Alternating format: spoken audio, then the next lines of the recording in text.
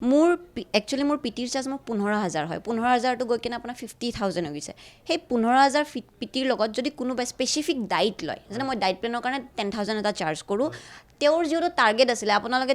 মোৰ আপুনি পেজটো চালে গম পাব যে তাতে তেওঁক মই 2 মান্থছৰ তেওঁক মই 7 কেজি ৱেইট লছ কৰি দিছিলোঁ কাৰণ কিয় তেওঁৰ টাৰ্গেট আছিলে এটা ৰিজাল্ট লাগে 3 মান্থছৰ ভিতৰত তেওঁক ৰিজাল্ট লাগিছিলে কাৰণ মুভি এখনৰ শ্বুটিং ষ্টাৰ্ট হৈ আছিলে তেওঁৰ তো সেই কাৰণে মই তেওঁক আপোনাৰ যিখন ডাইট প্লেন দিছিলোঁ ডাইট প্লেনৰ কাৰণে এক্সট্ৰা নৰ্মেলি মোৰ পিটি চাৰ্জ হ'ল 15,000 আৰু কিছুমানে যদি লাইক ট্ৰান্সফৰ্মেশ্যন প্লেন লয় ট্ৰান্সফৰ্মেশ্যন প্লেন ল'লে তেতিয়া মই ডিফাৰেণ্ট হয় চব জিমৰে সেইটোৱে ৰুল চব ট্ৰেইনাৰৰে সেইটো ৰুল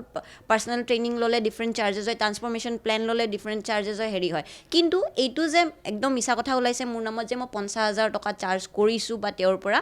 মই কোনোদিনা তেওঁৰ পৰা 50,000 আপুনি প্ৰফেচনেল ট্ৰেইনাৰ হয় আপোনালোকে ল'ব পাৰে ফিজ মানুহৰ 1,000 টকা বা কোটি টকালৈ মানুহৰ হ'ব পাৰে ফিজ এইটো পাৰ্চনেল কথা এইটো আপোনাৰ ব্যক্তিগত কথা কিন্তু মই আপোনাৰ পৰা মই বেলেগ এটা তথ্যটোৱে মই জানিব বিচাৰিছোঁ আপুনি ক'লে 15,000 টকা চুমিৰ পৰা লৈছিলে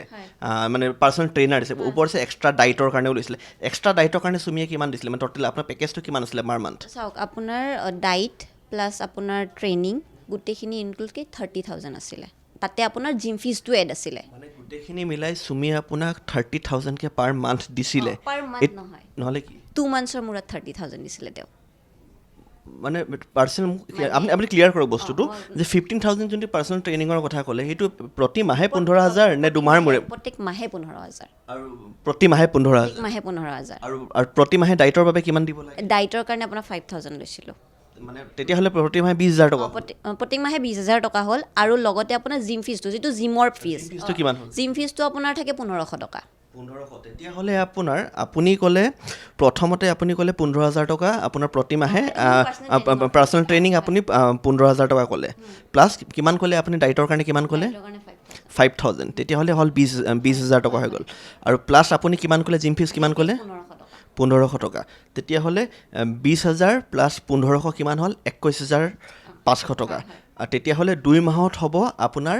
21,500 টকা যদি 2 মাহত মই মানে মাল্টিপ্লাই কৰোঁ তেতিয়া হ'ব প্ৰায় 43,000 কিন্তু আপুনি মোক কৈছে এতিয়াই ক'লে যে 2 মাহত আপুনি 30,000 টকা লৈছিলে বুলি কৈছে 30,000 মানে মোৰ জিমৰ যিটো পাৰ্চনেল ট্ৰেইনিং মই মোৰ পাৰ্চনেল ট্ৰেইনিংটো কৈছোঁ আৰু আপোনালোকে চাগে দেখিছে যে মই তেওঁক বাৰ্ণ জ'নত ট্ৰেইনিং কৰোঁ বাৰ্ণ জ'নটো মোৰ নহয় জিম আপোনালোকে জানে মই সেইটোত মানে এজ এ মেনেজমেণ্ট হিচাপে আছোঁ তাতে আপোনালোকে দেখিছে চ' যিটো আপোনাৰ মোৰ পাৰ্চনেল ট্ৰেইনিং এতিয়া ইয়াতে আপোনাৰ নিউজত ওলাই আছে যে মই পাৰ্চনেল ট্ৰেইনিঙৰ কাৰণে 50,000 চাৰ্জ কৰোঁ বাট মই পাৰ্চনেল ট্ৰেইনিঙৰ কাৰণে 50,000 চাৰ্জ নকৰোঁ মই 15,000 চাৰ্জ কৰোঁ ডাইটৰ কাৰণে কোনোবাই যে ডাইট আৰু পাৰ মান্থ 20,000 প্লাছ চুমিয়ে স্পেণ্ড কৰে আপোনাৰ ওচৰত আহিবৰ কাৰণে 20,000 টকা 20,000 টকা কিন্তু বহুত ভাল মানুহৰ প্ৰাইভেটত আজিৰ তাৰিখত দৰমহাও নহয় কিন্তু সঁচা কথা যদি মই ক'ব বিচাৰোঁ